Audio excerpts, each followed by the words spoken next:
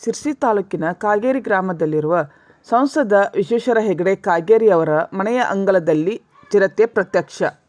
ಈ ಕುರಿತು ಜನವರಿ 14ರಂದು ಮಧ್ಯಾಹ್ನ ಸುಮಾರು 2 ಗಂಟೆಗೆ ಮಾಹಿತಿ ಲಭ್ಯವಾಗಿದೆ.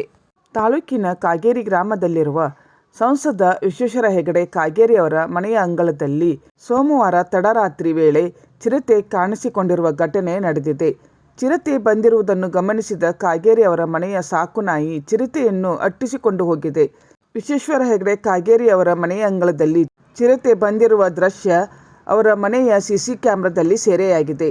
ಚಿರತೆ ಬಂದಿರುವುದು 3 ಪ್ರತ್ಯೇಕ ಕ್ಯಾಮೆರಾದಲ್ಲಿ ಸೆರೆಯಾಗಿದೆ. ಇದು ಸಂಸದ ಕಾಗೇರಿಯವರು ಸೇರಿದಂತೆ ಕಾಗೇರಿ ಗ್ರಾಮದ ಜನರನ್ನು ಬೆಚ್ಚಿ ಬೀಳಿಸುವಂತೆ ಮಾಡಿದೆ. ಶಿರ್ಸಿ ತಾಲೂಕಿನ ಸುತ್ತಮುತ್ತ ಆಗಾಗ ಚಿರತೆ ಪ್ರತ್ಯಕ್ಷವಾಗುತ್ತಿದ್ದು, ಇವು ನರಬಲಿ ಪಡೆಯುವ ಮುನ್ನವೇ ಅರಣ್ಯ ಇಲಾಖೆಯವರು ಮುಂಜಾಗ್ರತೆ ಕ್ರಮ ವಹಿಸಬೇಕೆಂದು ಗ್ರಾಮಸ್ಥರ ಆಗ್ರಹವಾಗಿದೆ.